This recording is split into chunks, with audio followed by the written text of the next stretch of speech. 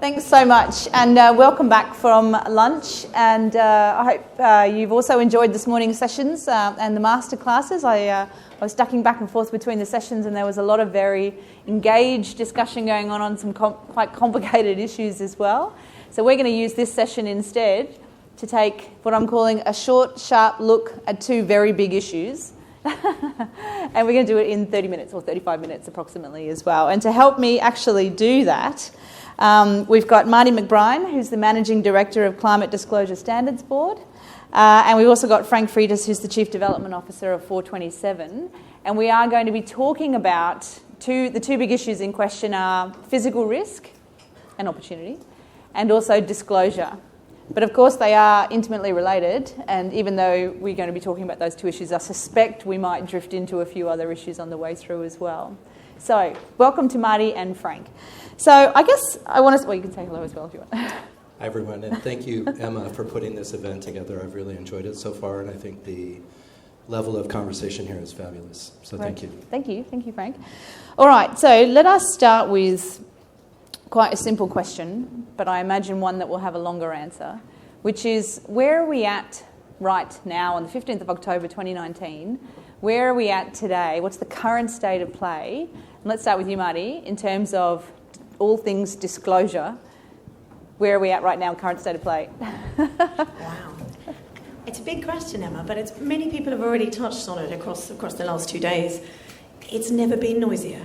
It's never been busier, and we've had people reflect on Climate Week today and the buzz, the noise, the hype, if you want to call it that, and then TCFD in its volley told, as I call it, it's like voluntary / being told to do it approach. Voluntary. Volley told is really starting to take a grip, get people interested in this space that might not have been before, make people stop and think about what they've got already, what they might need, and the regulatory space is also moving really quite faster than I think many of us are actually thinking about. And even in Japan last week, moving I was going to ask you about Japan. Yeah. Very, very quickly, the JSFA has just released its green investment guidance. They're changing the rules to allow for forward-looking reporting to come into play for the next financial cycle. Disclosure. We've had the corporate reporting dialogue just release sort of a benchmarking exercise against TCFD and all the reporting frameworks to say there's 75% alignment between GRI, CDP, CDSB, IRC, SASB. That's 17,000 companies that have no excuse not to put information in their financial report. It's already there. They can get started. So, it's never been noisier. I've gone from sitting in rooms with 35 people to convening meetings with 350. Yeah. It's absolutely crazy. There's lots of talk about frameworks, lots of talk about convergence, which is excellent in terms of alignment of the reporting frameworks. Lots of talk about toolkits and assistance guides and resource hubs. What about the reporting itself? What's the actual level of quality of the disclosure itself? Okay, so quality of disclosures. I read a lot of annual reports just for fun, I guess. But also we can look at what the TCFD status report just had. They looked at 1,100 reports. Only 4% of that 1,100 reported against 11 of the 12 disclosure requirements. 4% of 1,100. My maths is terrible, but it doesn't sound like a lot. But 78% did one of the disclosure requirements. So we're seeing a bit of movement there, but it really is still a tick box exercise. We're not seeing the full integration across company reports. We're still seeing a lot of standalone reports, which isn't the actual intent of what the TCFD set out to do. And this is really about getting information to capital markets to move capital to a sustainable future. And the disconnected nature of reporting, is not going to help make that happen faster. How useful is the information being reported? How investable is it as well from an investor perspective so far? Honestly, it absolutely varies, and very few people are going out on limbs to say, "Oh, this is great. This is what we want to see," and even this is decision useful for us. I think it's hard from a corporate perspective. It's hard from a use perspective. I think we've still got a long way to go on that, and I think regulation's moving faster than these conversations are actually happening. And I'd say, just get started and start the conversation. Yeah.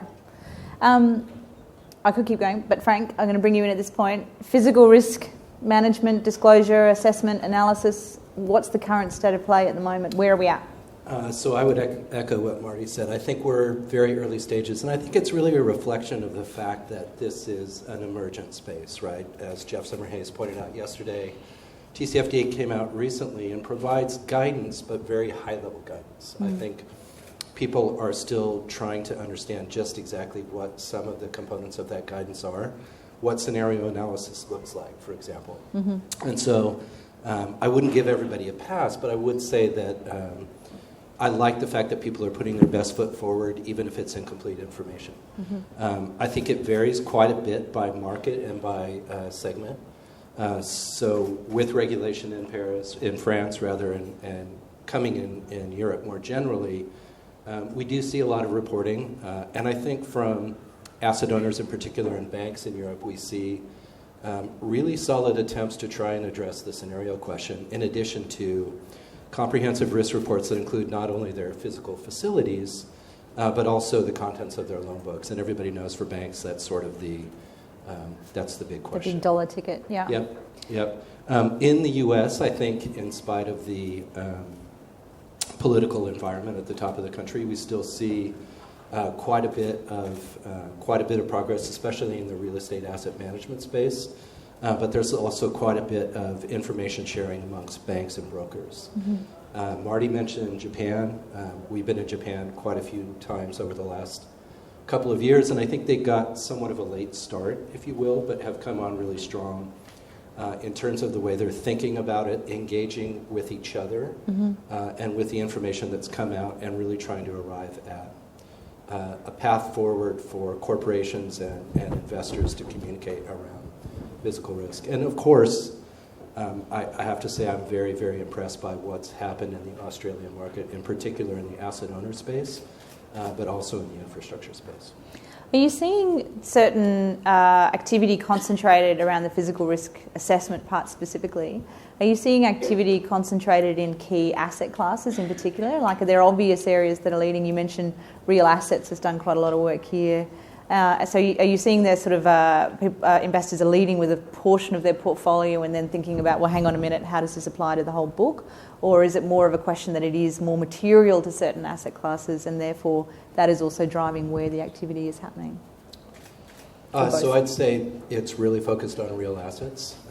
The bulk of the conversations that I have these days are with folks who want to know just exactly what is going to be happening at this building in 2030, 2040, what I need to prepare for, both as an asset owner or as the operator of this building, but also as a member of the community that provides services to the community around me using this asset. So I think real estate is leading the charge. I'd say that equity asset managers are increasingly concerned, but still questioning just how to incorporate the data that they have into their portfolio construction process, their risk management process. Is it alpha? Is it risk management? Is it ESG? Those are very active conversations, but I think those are meaningful conversations. And then last but not least, I think infrastructure asset managers are really ahead of the curve in terms of thinking about what resilience needs to be provided as part of the value they're delivering through the assets that they operate. So risk exposure being separate from the resilience component as well, I'm assuming. Correct. Yeah. Correct. I think everybody is starting with risk, but moving very quickly to the question of, now that I know what my risk is, what can I do about it, and how do I protect the asset and the community around it? Marty, on the scenario analysis question, most scenario analysis is focusing pretty heavily on transition risk. Are you seeing good examples of reporting and scenario analysis on the physical risk side as well, or are we still leading with the transition question? I think everyone's starting out on this. I have to say, we're seeing very few really good examples of a beautiful scenario analysis from a company.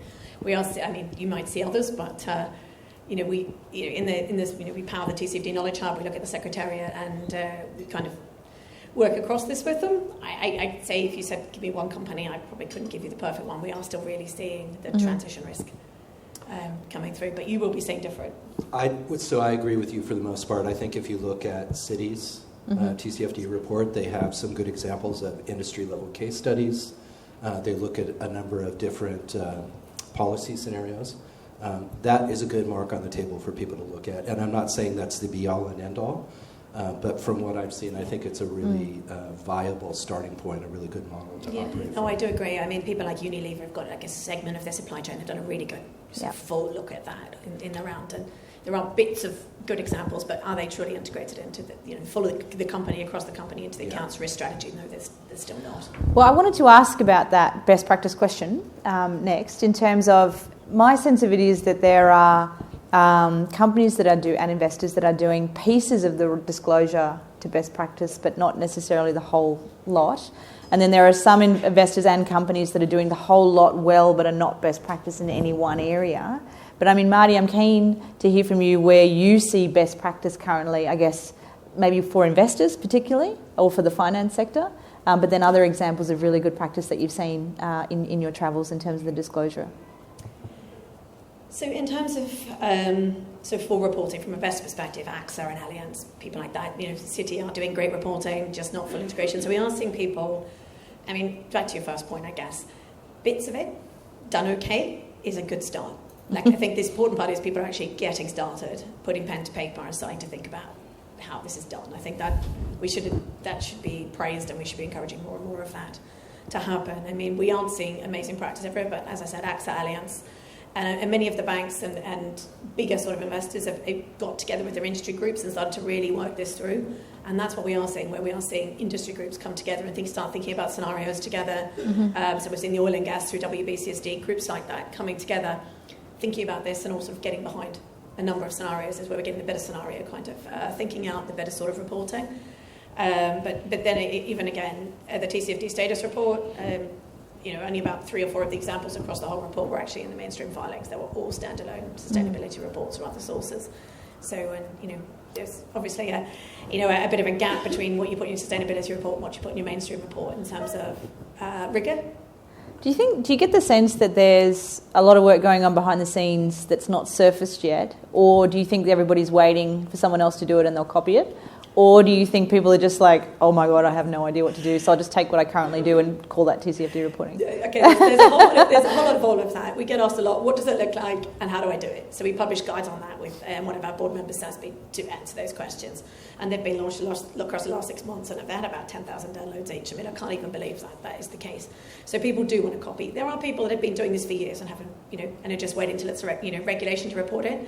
They want a level playing field, and they'll sit on it. I know when we launched our framework back in 2010, Rio Tinto helped us write it, and they're like, we agree with everything you've said in here, but we're not going to do this till it's mandatory. and that's but if you think about what the TCFD principles and requirements are fundamentally built on, and I know this because they took them straight from my framework, they're international accounting standards, principles and requirements. They're language that you should already be reporting on, things you should already be doing as business as usual if that's a risk. So, this should be what's already happening, and the TCFD and other initiatives exist because it hasn't been. What is really new to this is the scenario piece, and that's post-Paris. Frank, best practice. Oh, so you want to comment on the disclosure? Just to add to that, I think so. We see a lot of game theory at play in the market at industry segment level. So I'll report after I've made the investment decision on the basis of the scenario analysis. And I want to see, I'd like to see what my competitors are doing, and then present relative to that. We had I attended an event in New York where all of the brokers were on a panel looking at each other and saying, are you going to go first? Or are you going to go first? So I think everybody wants to sort of understand what's happening at the industry level that they're a member of, and then integrate their own responses into that. And I think that kind of makes sense, because ultimately scenario analysis has to be an industry level endeavor. The KPIs that a company will employ or manage against that express the relationship between climate change and climate risk and their business will invariably be different by industry. So it's important for industry associations to work together to do that. I do think that I would differentiate between what's happening with people analyzing their existing portfolios and assets, and then in turn what's happening with their analysis of additions that they're considering making to a portfolio. And those are two very different endeavors. And I think what's encouraging to me is that for new assets and across asset classes, people are really coming to a view that I need to understand the climate risk of this asset before I enter into any ownership percentage. Mm-hmm. So that to me is sort of a refreshing view of integration of this discipline into the investment process. On the physical side, it seems like this is an area where nothing much was happening until about a couple of years ago, maybe 3 years, 4 years. And then suddenly everything's happened all at once. Is this a classic overnight success, which is actually going on for 10 years? Or is it more of a function of that something changed, or are neither of those analyses true? But it seems like everyone is looking at physical risk now. I think that's true. And, I've attended a number of conferences where climate risk sort of equaled transition risk. Yeah. Right? And I think that's a really important component to consider. But of course, I'm trafficking in a different space, so I tend to look at it as something that we need to incorporate into our analysis, but have been impressed by the speed with which the market is picking up the physical risk baton and trying to do something with it. I think it's a combination of things. I think there's the inexorable march of regulation. There's investor pressure as well. Companies are increasingly being held to account to produce a view on what their risk exposure is and what they're doing to manage it. Mm-hmm. But then last but not least, you can't pick up the paper today without seeing a story about, a Cat 5 typhoon that turned into a Cat 2 when it hit the shore, and it still wreaked millions, billions of dollars of damage. So mm-hmm. It's sort of difficult to avoid the necessity to look at physical risk today. And I know that we tend to look at things in the 2030 to 2050 timeframe when we're talking about adaptation, but in reality, physical risk is a today thing, not a 2030 thing. So again, back to that question of who's doing it really well in terms of what you see in your travels? Like what does best practice look like in terms of managing for physical risk and resilience? So I would put asset owners at the top of the list, because I think in terms of taking the data that's available and doing something meaningful with it, engaging with companies, getting them to see that it's important for them to consider not just what their risk is, but to really begin to formulate plans about how to adapt, how to create adaptive capacity, how to provide resilience for employees, customers, communities. They've taken the baton farther than the rest of the market has. Mm-hmm. I think when you're looking at investors, again, I would point to infrastructure and real estate asset management as sectors where people are really engaged directly with the outcomes of risk exposure and trying to do what they can to mitigate it. Listed assets, I think there's a future there, right? I think people are really engaging. But again, I think the question still is, what do I do with this data? How do I implement it in my daily risk management and portfolio construction process? Mm. And then I guess for both of you, in terms of the scenario analysis work, I mean, it seems to me you're either doing a transition risk scenario or you're doing a physical risk scenario, but they're pretty codependent. I mean, is anybody doing interesting work? I'm not going to say getting it right, because it sounds like the answer would be no. But where are we heading in terms of having a more integrated understanding of a transition and a physical risk scenario, which tells you, a potential pathway forward? Thanks, Marty.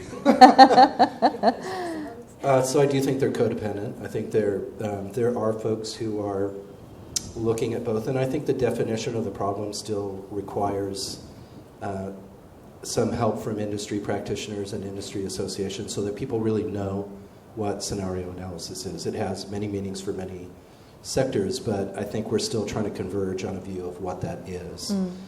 And I think for the purpose of climate change, it really speaks to the relationship between a couple of different uncertainties. First, there's the policy uncertainty.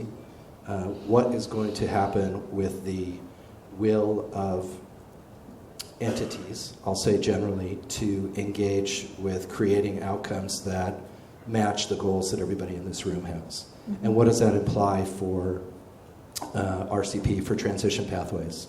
Are we going to be on a path for 4 degrees, 3 degrees, 2 degrees, or something else altogether? And so that's an uncertainty that needs to be undertaken. But then there's the uncertainty of the science. Dr. Mann previously mentioned that there are uncertainties in the way different climate organizations model climate outcomes, and those uncertainties diverge as we go out in time.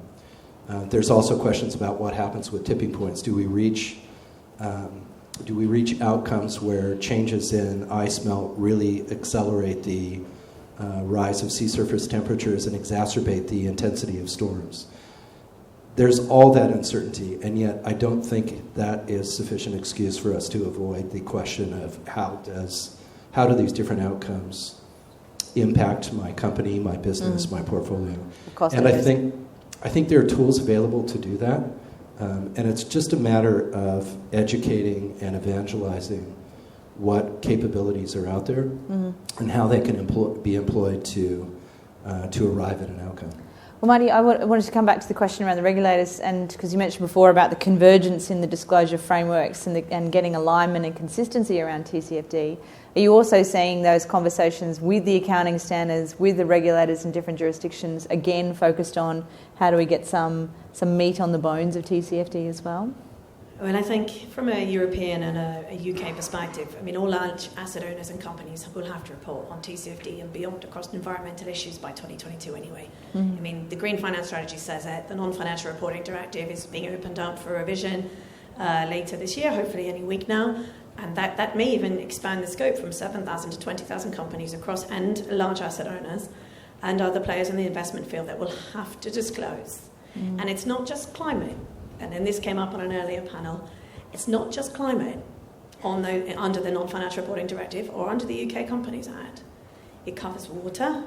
It covers other environmental matters that are material to your business and to you as an asset owner. I mean, that's going faster than any of us ever thought, and that's in your mainstream financial report. So just think about the impact of that and what that will mean for your businesses and your firms. And your thought process now and your data collection, I mean, that's going faster. If you think about that from a scenario perspective, that's moving much faster than any of us would have ever thought. And so there is more of a concentrated effort amongst standard setters to be articulating how we can help add value to that process. But I mean, I'd say to anyone, think about what story you want to tell as a company first. Don't go looking for what framework first, what tool, or even the TCFD. Look at what story you want to be telling and how you want to tell it and who you want to tell it to. And then think about what's out there to actually help you and who's out there to help you tell that story.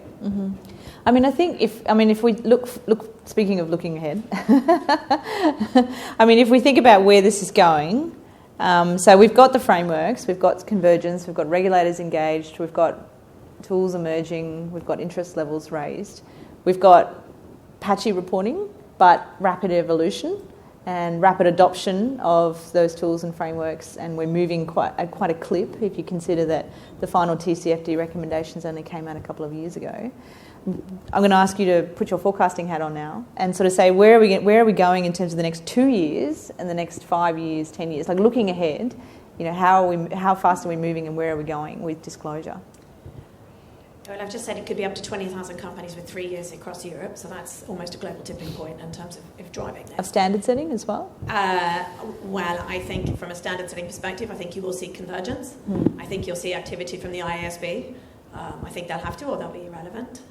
They won't have kept up, and this needs to be business as usual. I think we're going to see a large push going out to COP next year in Glasgow, so the climate COP.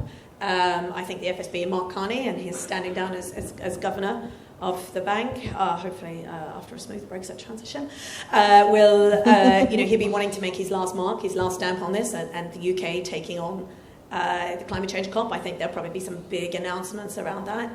And there's a huge already amount of movement on the biodiversity front to be making a big announcement about a TCFD kind of thing for biodiversity next year in China. So, and we don't want more frameworks. We need to get everyone back to the same principles and requirements of TCFD, get everyone focused on what they know and building out the scenarios from what they've got now from climate, because I think they do lend themselves to expanding across the rest of the natural capital piece, at least. But I think social, I know, for example, I'm about to expand to social. So we're being pushed to go out to cover social at CDSB, which means we'll cover the ES, a bit of G of ESG. Is that also the SDGs? Yeah, well, there's also the SDGs. So, don't get me started on this. But there are lots of different ways, lots of different reporting ways and international agreements at the moment, and there seem to be a lot more commitments as well. And I think we need to be thinking about what really is going to drive action and change, and committing to those and doing those well. Do you think we'll get consensus on metrics? At the moment, there's a lot of very productive experimentation going on in terms of, say, Paris-aligned portfolios, temperature-aligned portfolios, different sort of analytics ratings tools, resilience rating tools. Do you think we'll see a convergence around, market consensus on metrics? I think that starts first across the industry bodies, as we've discussed with scenarios, coming together, agreeing what you want to report together. That's by far the most powerful way to get it, and it also drives consistency, which is what this is about, consistent, comparable data. Essentially, at the end of the day, we are organisations like SASB who have traditionally been quite American-focused, are now sort of opening up their process again, trying to make it a bit more global, a bit more globally inclusive, a bit more market-driven, and they were supposed to be kind of the materiality kind of key metrics that investors wanted. So I encourage everyone to get engaged with that process as it's reopening up, and make sure they fit for purpose for the sectors that you want to engage with. Okay. Frank, I'm going to ask you to dust off your crystal ball. Look ahead 2 years, 5 years, 10 years. Where are things going in terms of what seems to be a very fast-moving area in terms of physical risk and resilience? So I'd echo a lot of what Marty says. I think the industry associations will drive. I think regulators have their voice to play, but we've also seen cases like in Japan where the JFSA, the MOE, METI, the Ministry of Land, Infrastructure, and Transport have all provided guidance, not hard regulation. And as is the custom, the industry participants have fallen into line pretty quickly. But that's also been driven very meaningfully by investors asking the right questions. And I think in terms of how this plays out at the corporate level, what I expect to see is that this will move, and maybe in the investor level as well, it will move out of the CSR, ESG office and front and center into the risk manager's office, the CRO, the ERM, the CFO, and that people will really begin to see what we hope to see, which is that this becomes daily bread for how companies run their businesses. I think metrics will help investors make adequate comparisons between how well companies are doing. But I think, frankly, we're also going to have a chance, unfortunately, to stress test companies' resilience by virtue of the fact that, as Dr. Mann said, as everybody acknowledges, this is real, and we are going to see how well prepared companies are to undertake reaction to events. Do you think we're going to have to count the costs in order to understand better how to predict and manage for the future costs increasing? Yeah, I think that's true. And I think, sounds like human nature. Yeah. And I think we don't, to the extent that there's one thing that I think needs to be articulated more quantitatively for physical risk, I think we have a good idea of what exposure looks like, but the translation pathways of exposure to economic costs on an industry by industry level is something that's still a data-hungry exercise. We've heard a lot about data being a massive challenge, both availability, consistency, application. Can a place a prediction on how that's going to evolve? Have we solved that challenge? So I think climate data is getting better every day, even acknowledging that projections themselves are somewhat subject to uncertainty, and that climate data, frankly, isn't at its best when it comes to modeling the near-term future. But climate data is translatable into exposure, as I said. I think what's missing is, as I said, a really clear view on an industry-by-industry basis of what exposure to events means for costs from a Nat Cat perspective, from a catastrophic event perspective, but also from the chronic perspective of changes in temperature, changes in the price and availability of water, what that means for company economic performance. And I think markets by nature and market participants by nature are hungry for that kind of quantification, and that's the challenge. Okay. Well, I'm going to finish with one last question. No audience questions, so it's just going to be me asking the last question, but I'll make it a good one. If you are giving advice to people in the room, one key takeaway for investors: if you do nothing else this year, you must do. I'd say start to report on the core elements of TCFD. Start report on the core elements. So don't, scenarios is maybe one step more challenging, but report on the core elements. Frank? So Did you if want- I agree with Marty, do I get another one? I'd say that don't let the perfect be the enemy of the good. Produce something, put it out there for comment, engage with the community and understand how you can improve it. I'd also say engage. I know I'm sort of preaching to the converted in this community here because I've seen so much evidence of the benefit of positive engagement, but there is no substitute for asking portfolio companies what they're doing and really putting them in a position where they have to vet themselves what their responses are in a way that makes those responses better, more robust, and more broadly considerate. Okay, you definitely went for more than one answer to the end of that question, but I think it was a pretty hard one to answer, so you both did very well. I let him off. I agreed with him. All right. Well, so that was our short, sharp look at two very big issues. So please join me in thanking Frank and Marty. I think you did a great job in covering a lot of ground then. Great.